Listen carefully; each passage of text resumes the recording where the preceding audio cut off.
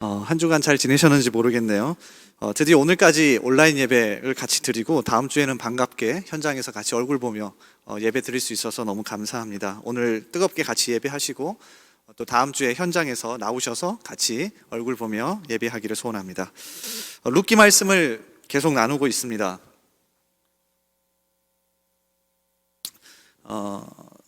룻기 말씀을 요새 묵상하면서 참 은혜도 많이 되고 특히 룻이라는 인물 자체가 참 매력적이더라고요. 그래서 청년들과 같이 나누고 싶었습니다. 그래서 계속해서 아마 1장부터 4장까지 아마 오랜 기간 나누게 될 것 같아요. 오늘은 16절에서 18절까지 말씀을 읽었는데 절망의 반대말은 희망이 아니라 신앙이라고 하는, 사실은 덴마크의 천재적인 철학자 키에르케고르가 한 말입니다. 그래서 한번 이 제목으로 같이 말씀을 나눌까 합니다. 성경에 자주 등장하지만 우리가 오해하는 단어 몇 개가 있는데 그 중에 대표적인 게 언약이라는 단어입니다. 그리고 자주 사용하지 않습니다. 솔직히 교회에서 사용하지 바깥에서 일상생활 속에서 여러분 언약이란 말은 잘 사용하지 않습니다. 그런데 성경은 창세기부터 요한계시록까지 언약이란 단어가 자주 나오고 이 언약이란 단어로 성경을 풀어냅니다. 특별히 하나님께서 우리 가운데 같이 오셔서 우리 가운데 역사하시고 말을 이어가시고 약속하시는 이 관계를 언약이란 단어로 풀어냅니다. 마이클 브라운 또 자크 킬이라는 두 사람이 같이 쓴 언약 신학으로의 초대라고 하는 책에 보면 이 언약이라는 용어를 다음과 같이 정리합니다. 이 용어는 정당하게 평가되지 못했고 어떤 경우에는 오해나 혼란을 초래했다. 그러나 성경을 읽어본 사람은 언약이라는 용어가 빈번하게 나타나는 것을 안다. 창세기는 1차적으로 하나님이 아브라함 및 그의 후손들과 맺으신 언약에 대한 것이며 이 언약은 아담 및 하와와 맺으신 하나님의 복음에 대한 최초의 약속을 토대로 하였다. 그리고 출애굽기는 하나님이 이스라엘 민족과 맺으신 언약을 기록하고 있다. 역사서, 시편, 예언서 등 구약 전체에서 이 두 언약은 반복해서 언급된다. 신약에 이르면 우리는 예수님이 예레미야 선지자가 예언한 것과 똑같은 새 언약을 제정하시는 것을 보게 된다. 그러므로 언약이 성경의 중요한 한 측면이라고 말해도 좋다.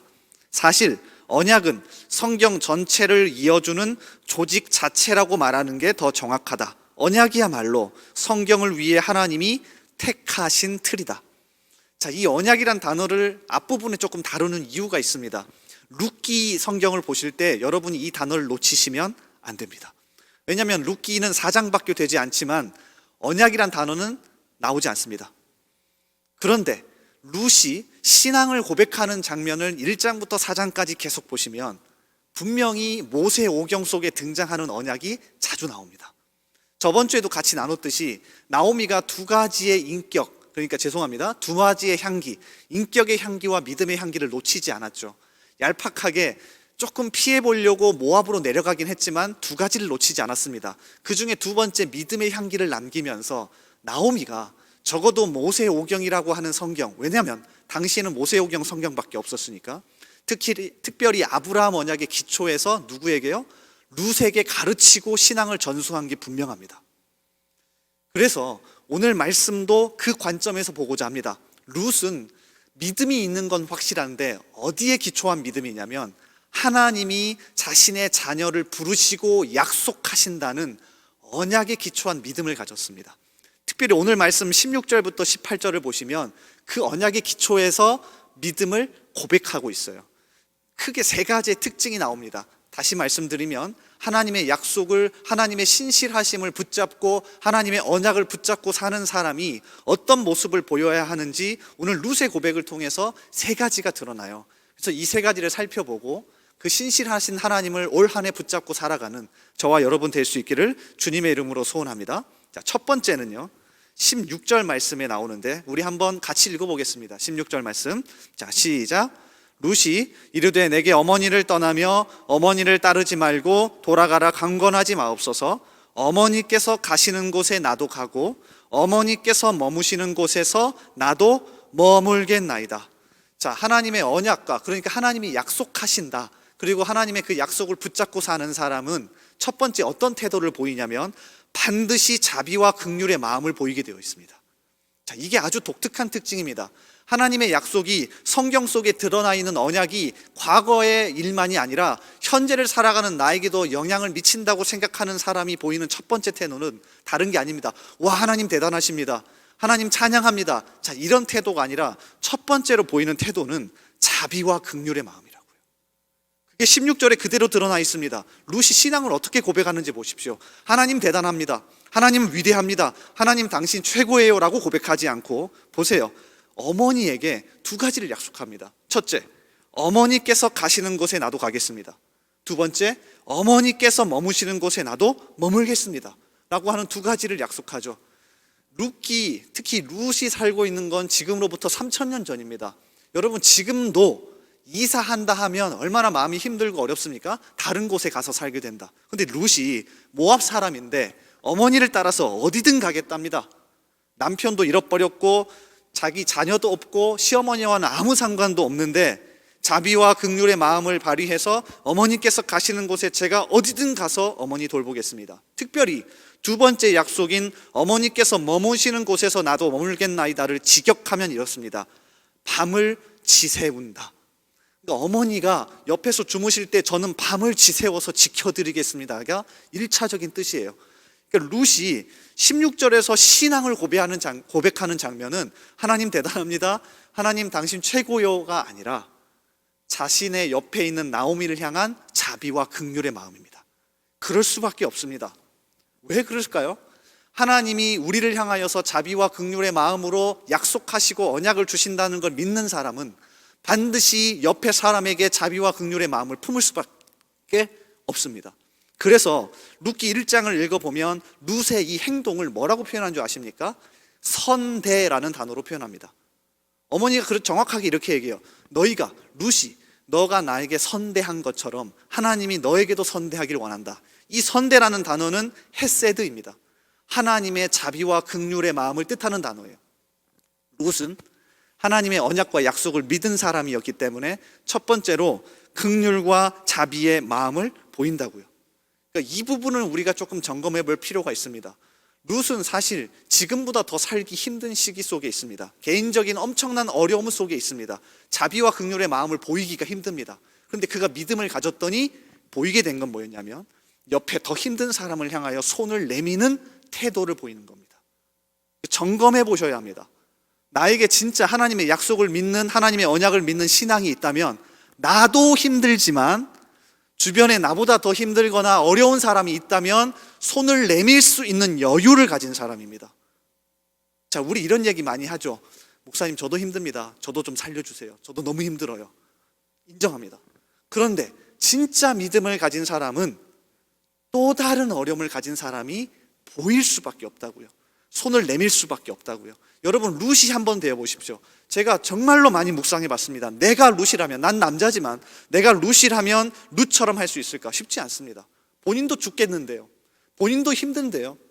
그런데 1장에서 룻이 믿음을 고백하는 장면은 계속해서 옆에 있는 사람 자비와 긍휼의 마음을 보입니다. 이러한 부분을 잘 보여주는 성경 하나가 있습니다. 신약 성경 누가복음 10장인데요. 여러분이 너무 잘 아는 선한 사마리아인의 비유입니다. 이 선한 사마리아인의 비유는 정확하게 이렇게 시작합니다. 누가복음 10장 25절에서 한 율법 교사가 예수님께 질문합니다. 잘 보세요. 어떤 율법 교사가 일어나 예수를 시험하여 이르되 선생님, 내가 무엇을 하여야 영생을 얻으리이까? 누가 질문했다고요? 율법 교사가 질문했습니다. 자, 그러자 예수님께서 다시 이렇게 율법 교사에게 또 다른 질문을 하십니다. 26절, 예수께서 이르시되 율법에 무엇이라 기록되었으며 내가 어떻게 읽느냐? 그러니까 이 두 사람의 대화는 율법 전문가인 율법 교사와 율법의 완성이신 예수님 간의 율법에 관한 대화입니다. 여기서 말하는 율법은 모세 오경을 이야기합니다. 특별히 아브라함, 모세, 이스라엘 백성과 맺으신 언약 가운데 드러난 율법을 이야기해요. 다시 말해볼까요? 예수님과 이 율법 교사가 누가복음 10장에서 무슨 대화를 나누는 거냐면 하나님의 언약을 믿고 내가 하나님의 자녀라는 생각, 하나님이 약속을 주시고 지킨다고 믿는 사람이 무엇을 제일 중요하게 생각할까? 자, 이 질문과 대답을 하시는 겁니다. 그러자 예수님이 하나의 이야기를 들려주시며 결론을 맺죠. 그 이야기가 선한 사마리아인의 비유입니다. 일부러 세 사람을 등장시키십니다. 첫 번째 사람과 두 번째 사람은 누굽니까? 제사장, 레위인입니다. 제사장과 레위인은 율법에 정통한 사람입니다. 다시 말해볼까요? 하나님의 약속과 언약을 믿고 그것을 백성들에게 가르쳐주는 언약의 대표자입니다. 자, 그런데 그 제사장과 레위인이 어떻게 행동합니까?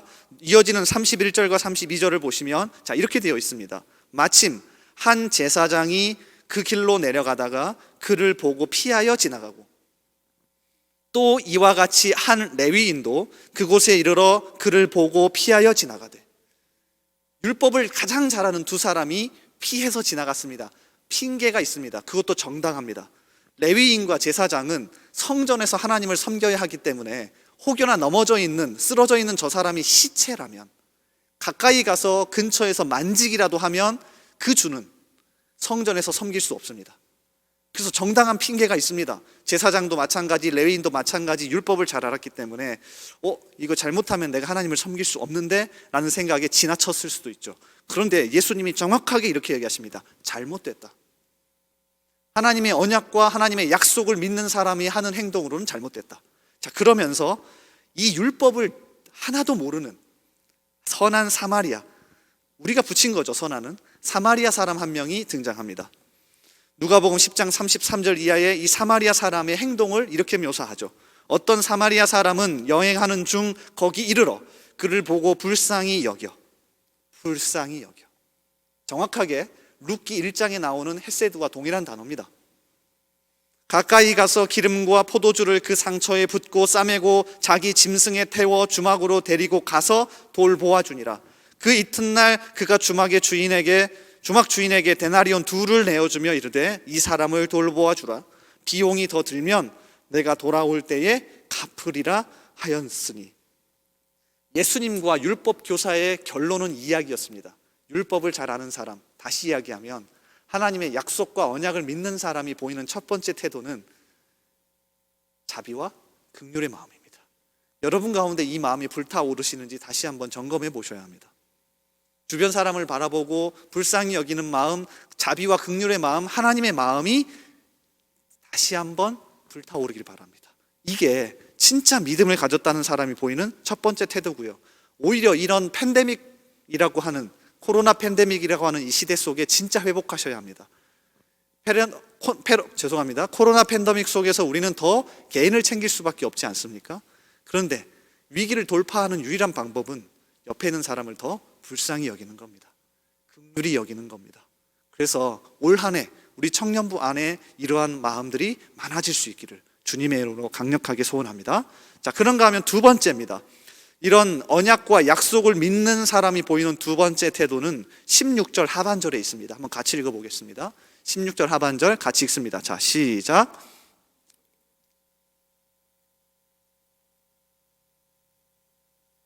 자, 제가 다시 한번 읽겠습니다. 어머니의 백성이 나의 백성이 되고 어머니의 하나님이 나의 하나님이 되시리니. 룻이 보인 두 번째 태도는 희망과 소망을 넘어선 강력한 믿음입니다. 목사님 너무 뻔한 거 아닙니까? 잘 보셔요. 다시 띄워주실래요? 룻이 이렇게 고백하죠. 자, 어머니의 백성이 나의 백성이 되고 어머니의 하나님이 나의 하나님이 되시리니. 뻔한 대답입니다. 그런데 룻의 입장에서 생각해 보셔야 합니다. 신명기 23장 3절을 띄워주실래요? 아까 전에도 얘기했듯이 나오미도 마찬가지, 룻도 마찬가지 모세오경을 잘 알고 있습니다. 모세오경 말씀을 기초로 말씀을 가르쳤습니다. 신앙을 가르쳤습니다. 그래서 신명기 23장 3절의 말씀도 잘 알았을 겁니다. 자, 제가 읽어드릴게요. 암몬 사람과 모압 사람은 여호와의 총회에 들어오지 못하리니 그들에게 속한 자는 10대뿐 아니라 영원히 여호와의 총회에 들어오지 못하리라. 두 사람이 등장하죠. 두 부류. 암몬과 모압이라고 하는 이 사람들은 절대로 나의 백성이 될 수 없다. 절대로 여호와의 총회에 들어올 수 없다라고 하나님이 못 박아서 얘기합니다. 그 이유를 이어지는 4절에서 다음과 같이 이야기합니다. 그들은 너희가 애굽에서 나올 때에 떡과 물로 너희를 길에서 영접하지 아니하고 메소포다미아의 부돌 사람 부올의 아들 발람에게 뇌물을 주어 너희를 저주하게 하려 하였으나. 그러니까 자기의 조상들이, 룻은 자기의 조상들이, 모압 사람들이 이스라엘 사람들이 광야에 있을 때 잘못 대접한 것 때문에 아예 신명기 23장 3절 그리고 4절 말씀에 못 박아 버렸습니다. 누구든지 10대 아니다, 그 이상 영원히 여호와의 총에 들어올 수 없다. 자, 이 사실을 나오미 알았을 겁니다. 룻 역시 자기의 민족과 관련된 일이니까 눈이 번쩍 뜨이면서, 귀가 번쩍 뜨이면서 듣고 아마 기억했을 거예요. 그러니까 16절의 이 고백은 말도 안 되는 고백입니다. 하나님이 너는 내 백성이 될 수 없어, 너는 내 자녀가 될 수 없어 라고 이미 모세의 오경 속에 남겨놓았습니다. 그런데 룻이 어떻게 하는 줄 아십니까? 어머니의 백성이 나의 백성이 되고 어머니의 하나님이 나의 하나님이 되시리니. 룻기 1장을 잘 읽어보시면 원래 처음에 베들레헴에서 하나님이 자기 백성을 돌보고 양식을 주셨다는 소식을 나오미가 듣고요, 아무 생각 없이 두 명의 며느리 오르바와 룻을 데리고 바로 떠납니다. 여러분 잘 읽어보십시오. 6절, 7절, 8절을 읽어보시면 물어보지 않습니다. 너희 이스라엘로 같이 나랑 갈래? 아닙니다. 원래 관계가 좋았던 것 같아요. 그래서 이 소식을 듣자마자 두 며느리를 데리고 떠납니다. 근데 가던 도중에 나오미에게 무엇이 생각났는지는 모르겠지만 돌려보냅니다. 아마도 이 부분 때문이었을 겁니다. 나도 현재 좋지 않은 관계로 왔고 너희 두 명은 모압 사람이니까 아마 유다 베들레헴으로 돌아가더라도 쉽지 않을 거다. 돌아가라. 그런데 룻이 이렇게 고백합니다. 아닙니다, 어머니. 어머니의 백성이 나의 백성이 되고 어머니의 하나님이 나의 하나님이 될 겁니다. 단순한 희망과 소망을 넘어섰습니다. 그러니까 머리를 쓰는 것도 아닙니다. 만약에 진짜 단순한 희망과 소망이면, 어머니 혹시 유다 베들레헴을 돌아가면 좀 힘 있는 사람 중에 아는 분 있습니까? 저 얘기 좀 잘해주세요. 아니면 저 신분을 세탁할까요? 저 그냥 원래 먼 친척이라고 할까요? 모함 여자라고 하지 말까요? 자, 이렇게 머리를 쓰면서 어느 정도 희망과 소망은 가질 수 있겠죠. 그런데 그렇게 이야기하지도 않습니다. 저 모함 여자 맞습니다. 그런데 제가 믿는 하나님이라면 제가 모함 여자지만 하나님 백성 될 수 있습니다. 저 하나님 자녀 될 수 있어요 라고 하는 믿음과 소망을 넘어서는 믿음을 가지고 있었죠. 자, 이게 진짜 필요한 것 아닙니까? 그래서 고신대학교에서 조직신학을 가르치는 우병훈이라고 하는 교수님이 이 룻의 신앙을 다음과 같이 아브라함과 연결시켜 놓았습니다. 한번 보실래요? 띄워주세요. 룻의 이러한 신앙은 아브라함의 신앙과 닮아 있습니다. 그럴 수밖에 없죠. 왜냐하면 룻은 아브라함으로부터 믿음을 배웠습니다. 창세기 12장부터. 로마서 4장 18절은 아브라함이 바랄 수 없는 중에 바라고 믿었으니 라고 말합니다. 룻도 현재 상황에 주목하기보단 하나님을 소망하며 나아가는 믿음을 가졌습니다. 룻이 이렇게 할 수 있었던 이유가 창세기에 등장하는 아브라함이 먼저 그러한 모습을 보였고, 아브라함도 잘 알듯이 이방 사람이었습니다.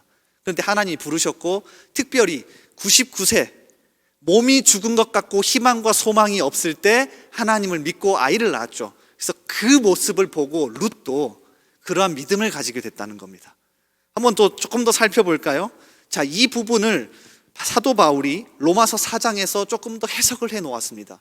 4장 18절에 보면 아브라함의 믿음을 이렇게 표현해요. 아브라함이 바랄 수 없는 중에 바라고 믿었으니 이는 내 후손이 이같으리라 하신 말씀대로 많은 민족의 조상이 되게 하려 하심이라. 자, 우리말 성경은 바랄 수 없는 중에 바랐다라고 그냥 표현되어 있는데 성경 원어를 보면 엘피스입니다. 영어로 바꾸면 hope입니다. 그러니까 희망, 소망이란 단어예요. 자, 직역하면 이렇습니다. 아브라함이 희망이 없는 중에 아브라함이 희망을 넘어서서 하나님을 믿었다. 자, 이게 직역하면 정확하게 이런 표현입니다. 왜 희망이 없는지 조금 더 해석을 합니다. 4장 19절에 보니 그가 100세나 되어 자기 몸이 죽은 것 같고 사라의 태가 죽은 것 같음을 알고도 라고 되어 있습니다. 아브라함이 현실을 직시했습니다. 모르는 게 아닙니다. 여러분 생각해 보십시오. 99세 할아버지가 어떻게 아이를 낳을 생각을 합니까? 아내는 10살 더 어립니다. 그래봤자 나이가 많습니다. 그러니까 자기의 몸도 자기 아내의 몸도 죽은 줄 알았습니다. 그러니까 beyond hope, 희망을 넘어섰습니다. 희망이 없습니다. 그걸 직시하면서도 그가 무엇을 붙드는지 아십니까? 자, 계속해서 제가 다시 읽어드리겠습니다. 그가 100세나 되어 자기 몸이 죽은 것 같고 사라의 태가 죽은 것 같음을 알고도 믿음이 약하여지지 아니하고 믿음이 없어 하나님의 약속을 의심하지 않고 믿음으로 견고하여져서 하나님께 영광을 돌리며 약속하신 그것을 또한 능히 이루실 줄을 확신하였으니. 룻의 상황과 너무 비슷합니다. 룻은 아브라함의 이 모습 속에서 신앙을 배운 게 확실합니다. 아브라함도 이방인이었는데 하나님이 부르셨고, 아브라함도 희망이 없는 죽은 것 같은 상황에서도 아이를 낳게 하셨으니, 그 하나님, 그 약속하신 하나님이 현재도 살아계시다면 나 역시 모함 여자지만 괜찮다, 나의 하나님이 될 수 있다, 어머니의 백성이 내 백성이 될 수 있다라고 하는 믿음이 생긴 거죠. 이게 하나님의 약속을 붙잡고 사는 사람의 특징입니다. 성경을 죽어버린 글로 읽지 않습니다. 성경에 나와 있는 수많은 사람들과 하나님의 약속하신 이야기, 성경에 나와 있는 하나님의 수많은 모습들이 과거 일이라고만 생각하지 않습니다. 현재로 가져와서 그 하나님이 살아계시다면 내가 현재 희망이 없고 소망이 넘어선다 할지라도 믿음을 가질 수 있다. 자, 이 이야기를 하는 거죠. 그래서 덴마크의 천재적인 철학자 키에르케고르가 당시 너무나도 희망과 소망이 없던 청년들과 사람들을 향하여서 이 이야기를 하는 겁니다. 절망의 반대말은 희망이 아니라 신앙이다. 절망의 반대말은 희망이 아니라 신앙이다. 룻이 이 신앙을 가지고 있었습니다. 우리 청년들에게도 이 신앙이 회복되길 바랍니다.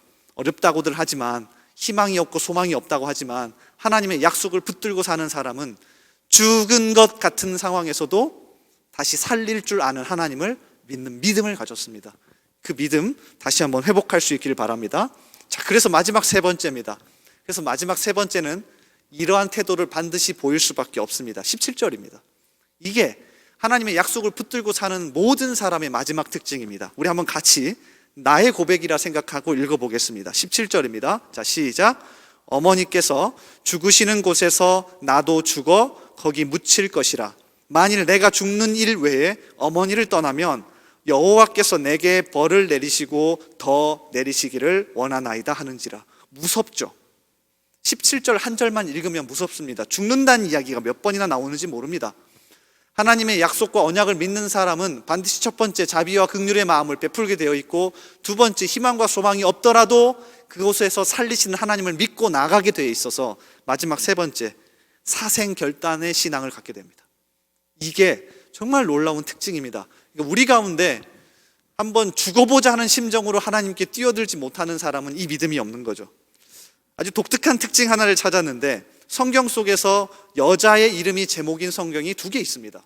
하나는 오늘 우리가 함께 묵상하는 룻기이고, 또 하나는 어딘 줄 아십니까? 에스더입니다. 그리고 제가 장난삼아 민숙이라는 말도 했었는데요, 그걸 한번 생각해 보십시오. 한국 사람 죄송합니다. 그래서 이 두 개의 성경, 에스더와 룻이라고 하는 이 성경에 두 명의 여자가 등장하는데, 이 두 명의 여자들의 공통점이 있습니다. 첫 번째는 하나님께서 이 여인들을 사용하여서 자기의 민족을 살리시죠. 에스더를 사용해서는 하만의 계략을 물리치고 이스라엘 백성들을 살려냅니다. 룻이라고 하는 여인은 마지막 족보로 끝나지 않습니까? 암울한 사사 시대를 끝내고 새로운 왕정 시대를 여는 그 중간다리 역할로 룻이라는 여인을 사용하십니다. 그래서 하나님은 이 두 여인을 사용해서 민족을 또 시대를 바꿔 가십니다. 그런데 더 큰 두 번째 특징이 이 여인들에게 있습니다. 이 두 여인은 확실히 하나님의 약속과 언약을 믿고 붙들고 살았던 여인들인데, 두 번째 특징은 바로 죽으면 죽으리라입니다. 여러분 잘 아시죠? 에스더 역시 죽으면 죽으리다 하고 왕 앞에 나갔습니다. 내가 죽어도 뭐 어쩔 수 없다, 한번 하나님 믿고 나아가자, 왕이 나를 받아들이지 않으면 어쩔 수 없지라고 하는 사생결단의 마음으로 나아갑니다. 근데 룻도 마찬가지 아닙니까? 내가 모함 여자지만 그 하나님 믿고 한번 사생결단으로 나아가보자 라는 심정으로 주님 앞에 나아갑니다. 죽기를 각오하고 나아가면 살려주시는 것, 이게 신앙의 원리 아닙니까? 죄송합니다, 한참 젊은데 죽자는 얘기해서. 이게 신앙의 원리입니다. 우리 선배들도 마찬가지고, 성경 속에 드러나는 수많은 하나님의 약속을 붙들고 하나님의 언약이 살아있구나 라고 믿고 살아온 사람들은 이 세 가지 특징을 보였습니다. 그래서 이 세 가지 특징을 다시 한번 개인적으로 묵상하시면서, 또 오늘 4시에 줌으로 같이 목장 모임을 하면서 묵상하시면서 올 한 해를 살아갈 수 있기를 소원합니다. 마지막으로 제가 처음에 소개했던 책의 한 문구, 한 글귀를 읽어드리고 마칠까 합니다. 언약 신학으로의 초대라는 책이었죠. 이 부분에 보면 하나님과 우리의 관계를 언약으로 풀어내는 이유를 다음과 같이 설명합니다. 우리는 약속들이 깨진 세계 속에 산다. 그렇죠. 신문을 들고 읽어보거나 친구나 부부 사이의 대화를 들어보라. 또는 당신이 실망했던 경험이나 다른 사람을 실망시켰던 경험도 생각해보라. 이와는 반대로 삼위 하나님은 지키지 못한 약속을 하신 적이 단 한 번도 없다.